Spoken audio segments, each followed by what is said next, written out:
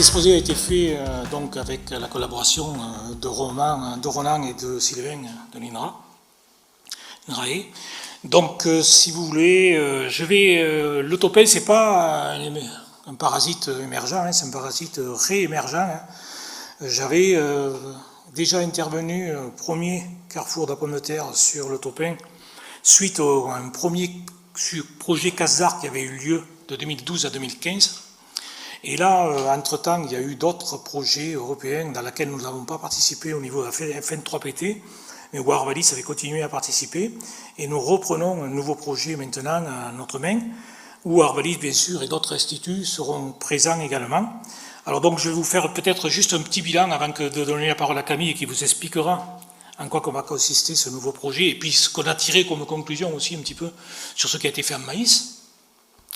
Peut-être un petit peu Roger sur ce qui s'était passé. Donc, je ne sais pas si vous vous rappelez, en 2016, je vous avais dit que c'était un parasite qui allait nous poser des problèmes de plus en plus. Et malheureusement, le temps nous a montré que je n'avais pas tout à fait tort.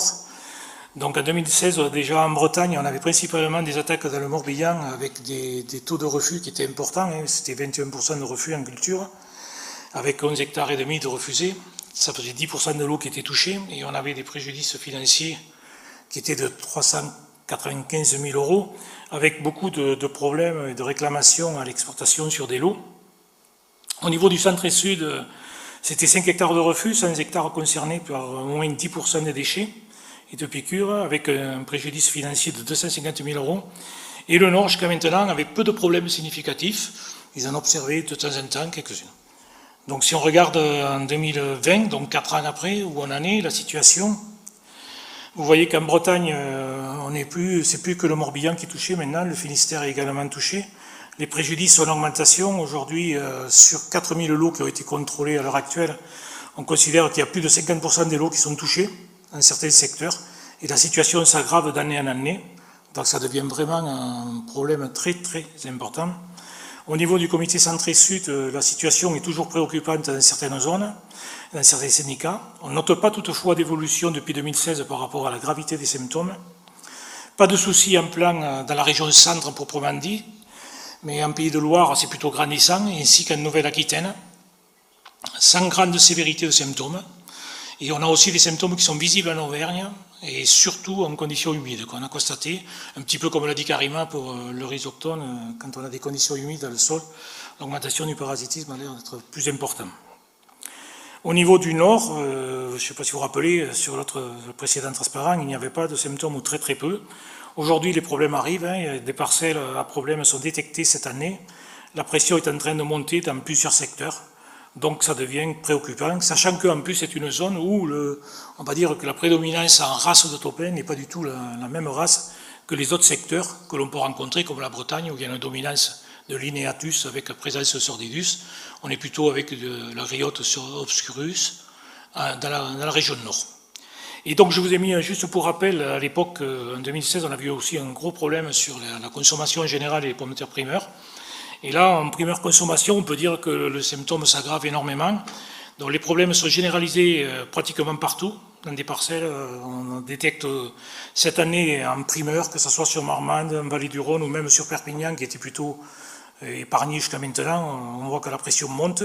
On a plusieurs autres secteurs aussi, comme l'Hauts-de-France, l'Alsace, la Champagne, la Beauce, qui sont également touchés, surtout sur des cycles longs. Et il semblerait que le seul secteur qui est vraiment épargné aujourd'hui sur la pomme de terre, hein, ça serait le secteur landais, aussi bien en primeur qu'en industrie, mais on est quand même sur des cultures à cycle relativement court. Donc ça, c'est un peu la situation au niveau de la présence. Si on fait une situation un peu sur nos moyens, qu'est-ce que nous avons à disposition de lutte, donc un produit autorisé en pomme de terre, vous savez que depuis 2016, on subit... Donc on est là pour ça, hein. On parle de la réduction des produits phytosanitaires, donc on a eu beaucoup de disparition des insecticides. Aujourd'hui, il reste 2 insecticides de synthèse qui sont souvent limités, qui sont très variables d'une année sur l'autre, hein, le phosphésate et la landacialotrine, et on rencontre des résultats qui sont très hétérogènes d'une population à l'autre. On a des abaissements de population qui sont travaillés aussi par des biopesticides, le spinosade et le Beauveria bassiana. Et on essaie aussi de voir si on ne peut pas combiner justement ces leviers de lutte qui sont disponibles ou à venir justement pour essayer de diminuer ces populations.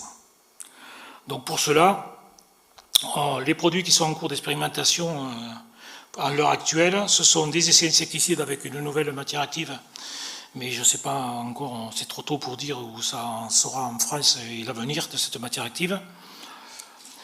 Des essais de protection par des biofumigations avec des extraits de piment et de moutarde, ça c'est une voie qui peut être intéressante. Des essais de protection par stratégie des appâts, avec du blé languise ou des granulés de graines de brassica. Des abaissements de population par métacontrôle avec le métarhizium anicloé ou alors le métarhizium bruneum, à savoir que ces deux produits sont déjà autorisés sur d'autres cultures, mais pas sur pommes de terre à l'heure actuelle. De l'abaissement des populations par confusion sexuelle des adultes, on avait déjà travaillé là-dessus et on continue à travailler un petit peu là-dessus.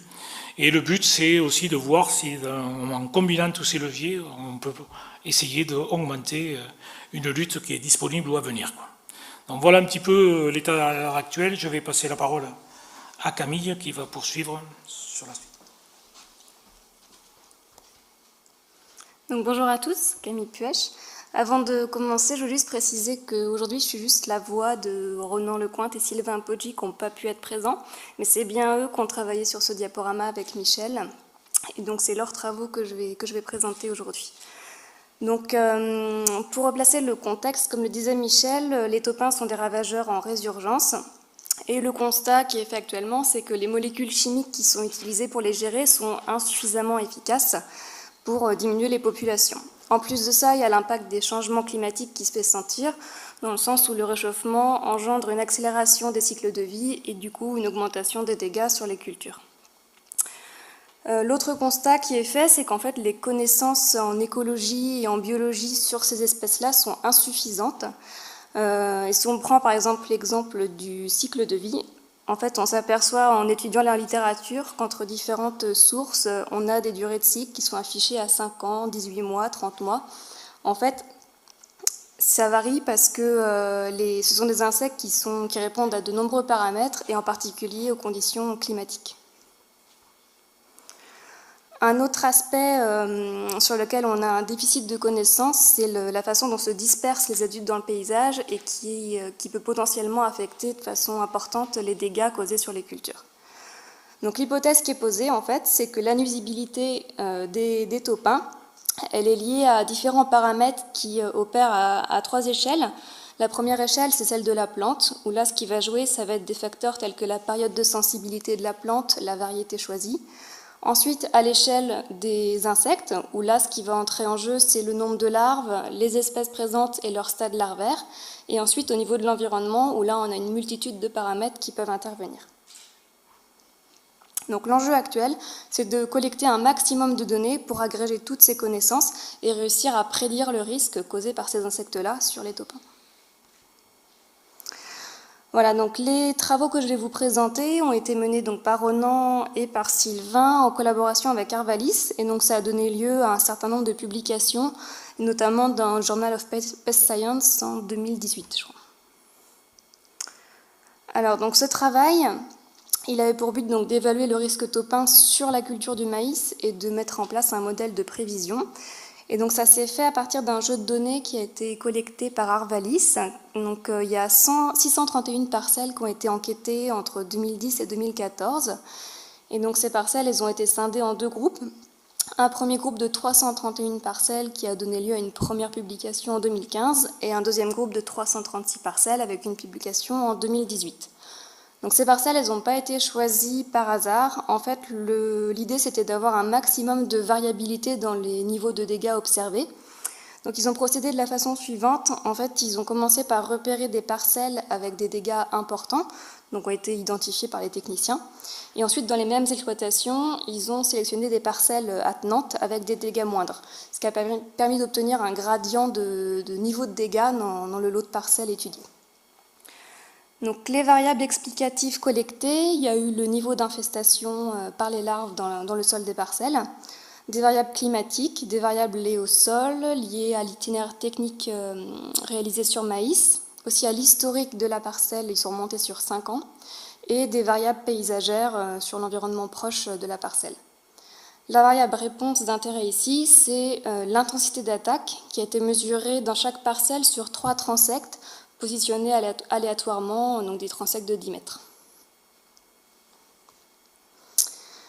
Donc Ronan et Sylvain, ils ont utilisé une méthode de statistique un peu avancée pour essayer de classifier en fait l'importance relative de toutes ces variables. Donc le résultat complet, vous le voyez sur l'histogramme à droite en bleu. Là, il y a l'intégralité des variables qui sont représentées. Donc plus la barre est longue, plus ça veut dire que la variable a une influence importante sur les dégâts causés par les taupins. Donc à gauche, vous avez le top 4 des facteurs qui sont en haut du classement.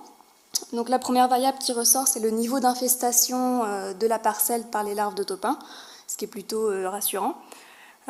Ensuite vient en seconde position la température du sol au moment du semis, sachant que l'idée c'est qu'en fait plus la température du sol est froide, plus les plants de maïs ont tendance à végéter et du coup plus ils sont sensibles aux attaques de taupins.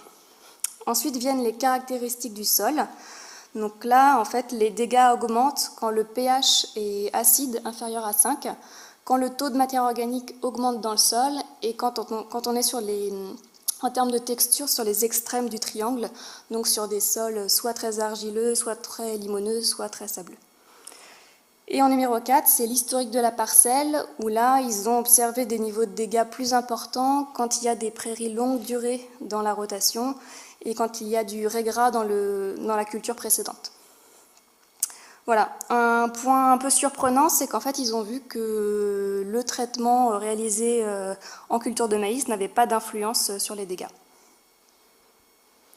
Voilà, donc finalement, ils ont pu confirmer que la nuisibilité des taupins est jouée à 3 niveaux. Au niveau de la plante, avec sa période de sensibilité, la variété semée. Au niveau des insectes, avec le nombre de larves présents dans le sol des parcelles. Et au niveau de l'environnement. Alors sur cette diapositive, ils ont mis les projets qui sont en cours et qui sont terminés pour le maïs et pour la pomme de terre. Donc pour le maïs, il y a un casse d'art qui s'est terminé en 2015, un autre projet Copacabana qui s'est terminé en 2015, et il y en a 2 autres qui sont toujours en cours et qui donc continuent à produire de la connaissance, le projet Startaup et le projet Taupinland.